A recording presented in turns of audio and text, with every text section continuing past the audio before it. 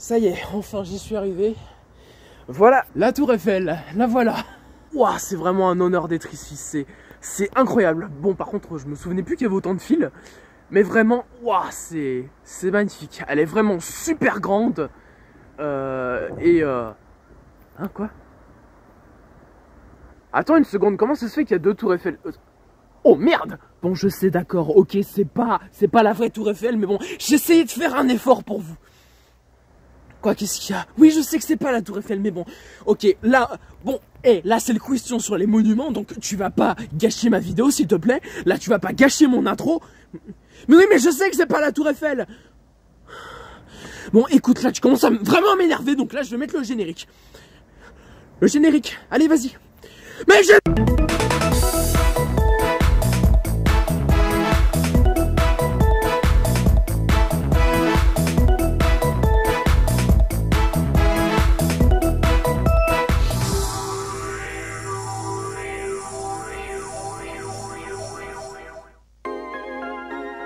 Dans quelle ville d'Angleterre se trouve le célèbre Big Ben? Liverpool, Oxford, Londres, Manchester.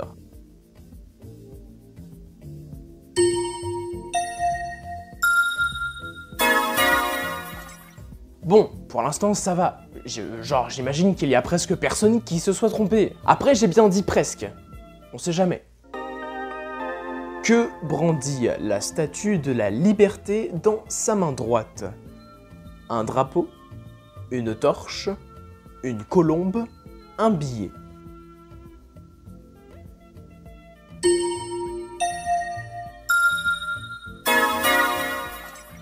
Elle fut offerte par la France pour le centenaire de l'indépendance des États-Unis. Coiffée d'un diadème à 7 branches et brandissant une torche de la main droite, tout en tenant dans sa main gauche une tablette qui porte la date de la déclaration d'indépendance des États-Unis.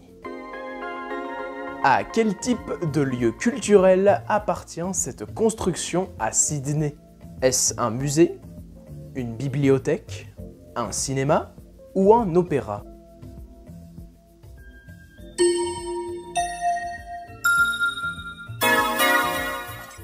L'Opéra de Sydney est l'un des bâtiments les plus reconnaissables du XXe siècle.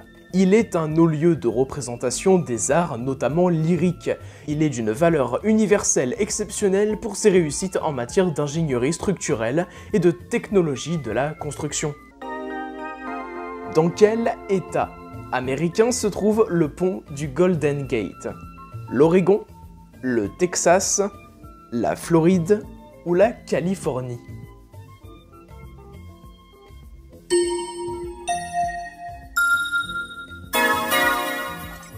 Ce que je trouve quand même très impressionnant, c'est qu'il a fallu juste 4 ans pour construire ce pont. Et oui, de 1933 à 1937.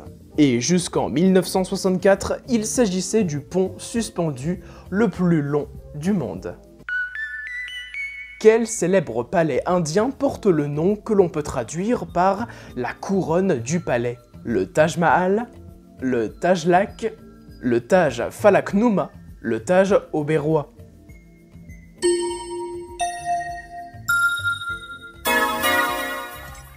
Il est l'un des chefs-d'œuvre universellement admirés du patrimoine de l'humanité. Et c'est pas moi qui le dis, c'est l'UNESCO. Quel président des États-Unis ne figure pas sur le mont Rushmore? George Washington, Thomas Jefferson, Andrew Jackson, Theodore Roosevelt.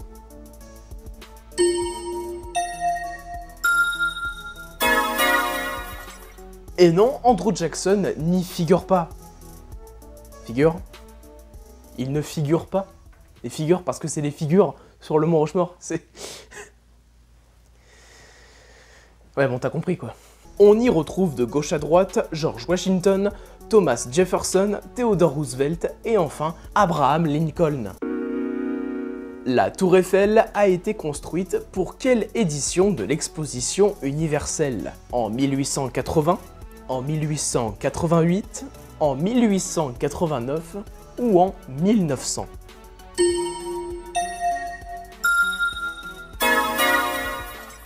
Construite en 2 ans par Gustave... Hein? Eh mais attends, mais c'est quoi ça?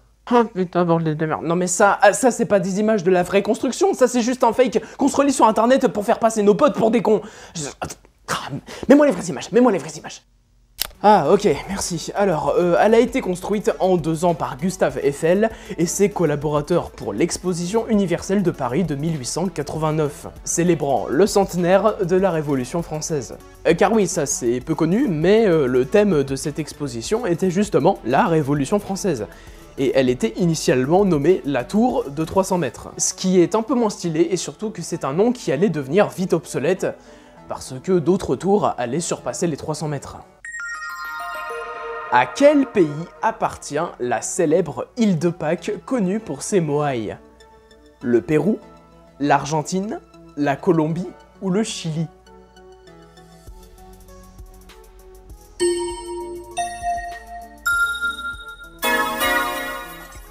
Et oui, cette île polynésienne de forme triangulaire, comme les Illuminati, appartient bel et bien au Chili depuis 1888, et avec l'île Salas y Gomez, elle forme la province de l'île de Pâques, au sein de la région de Valparaíso. Comment appelle-t-on au Japon ce portail traditionnel japonais que l'on peut voir au sanctuaire Fushimi Inari? Tori, Sato, Ita, Kore.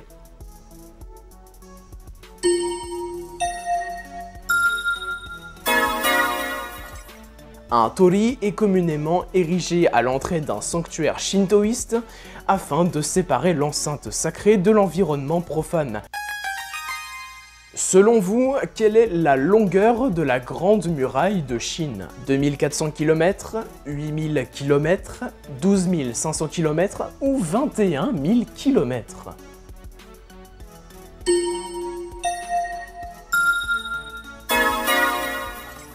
En effet, selon un article de la BBC datant de 2012 et selon l'UNESCO, la taille estimée du plus gigantesque ouvrage militaire au monde est de 21 000 km.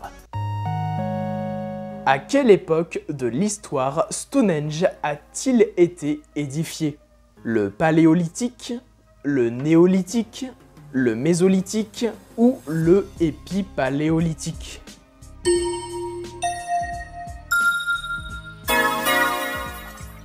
Ce monument mégalithique a été construit en 5 grandes étapes, entre 3000 et 1100 avant Jésus-Christ, pendant la période du néolithique à l'âge du bronze.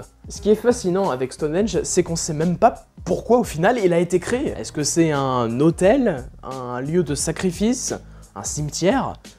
Au final, eh ben on sait pas trop, même encore aujourd'hui. Comment se nomme le sommet où est érigée la statue du Christ Rédempteur? Corcovado, Kaburaï, Parana, Karatuva.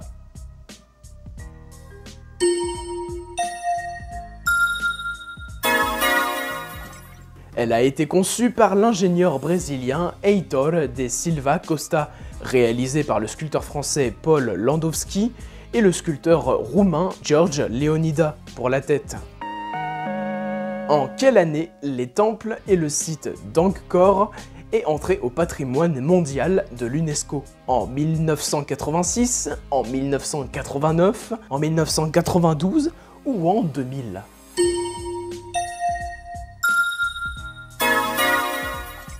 À présent, passons à la dernière question avant la ligne droite. De quelle valeur est la pièce d'argent italienne où on peut y retrouver le Colisée? 2 euros, 1 euro, 5 centimes ou 1 centime?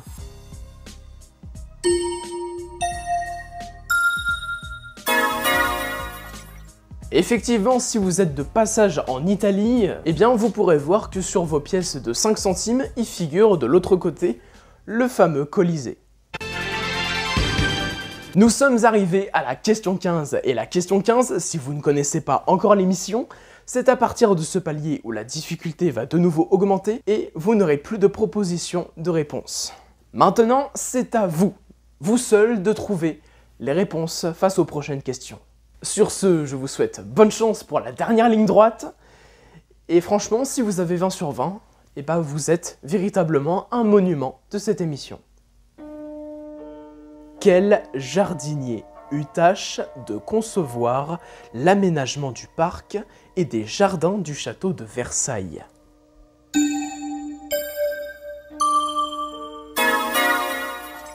On associe beaucoup André Le Nôtre pour la conception des jardins du château de Versailles. Mais on lui doit aussi la conception de beaucoup d'autres jardins de châteaux de France, les fameux jardins à la française ayant une réputation mondiale pour leur géométrie minutieuse et leurs couleurs chatoyantes. Quel tsar de Russie a ordonné la construction de la cathédrale Saint-Basile sur la place Rouge?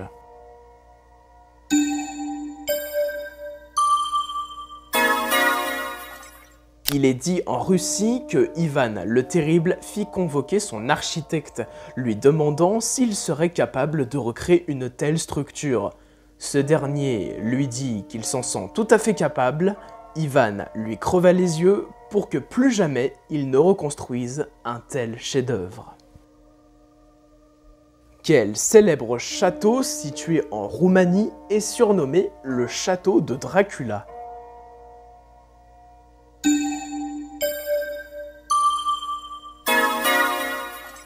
D'ailleurs, ce qui est très marrant, c'est que Vlad III l'Empaleur, le personnage historique qui a inspiré le personnage de Dracula, n'a jamais mis les pieds dans ce château. Et aucun film Dracula n'a été tourné dans ce château.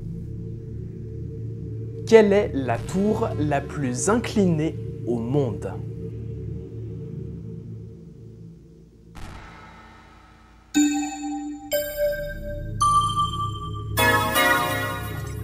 On pourrait penser justement qu'il s'agit de la tour de Pise, connue pour son inclinaison. Mais non, d'une hauteur de 165 mètres et avec son angle d'inclinaison d'environ 45 degrés, la tour de Montréal est la plus haute tour inclinée au monde. Quand la construction de la basilique Sagrada Familia à Barcelone a-t-elle commencé?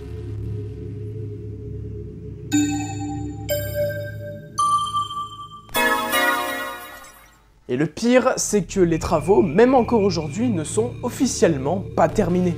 La construction de la Sagrada Familia sera achevée vers 2026, d'après une annonce faite du mercredi 20 mars 2024 par le président de l'organisation en charge de l'édifice, 144 ans après le début des travaux. Et coïncidence incroyable, 2026, c'est aussi le centenaire de la disparition d'Antoni Gaudi, l'architecte qui est à l'origine de la basilique. Maintenant, fini le tour du monde et passons à la dernière question de ce question sur les monuments.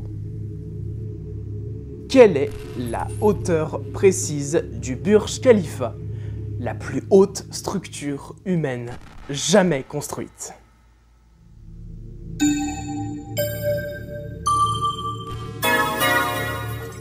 Après, la grande question qu'on pourrait se poser, c'est est-ce que c'est possible de faire encore mieux que cette tour? Peut-être que dans le futur, il y aura une tour qu'on sera capable de construire et qui fera 1 kilomètre.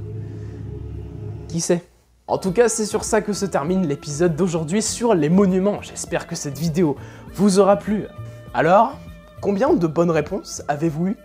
N'hésitez pas à commenter votre score dans les commentaires, à pourquoi pas liker cette vidéo si le contenu de cette vidéo vous a plu, et même si le contenu de la chaîne vous plaît en règle générale, je vous invite à vous abonner, bien sûr, c'est gratuit, et en plus, vous ne louperez aucune sortie des prochaines vidéos. Et surtout les prochaines questions sur plein de thèmes divers et variés. Quant à moi, je vous dis à la prochaine, c'était Guigux, bonjour et à de nouvelles questions.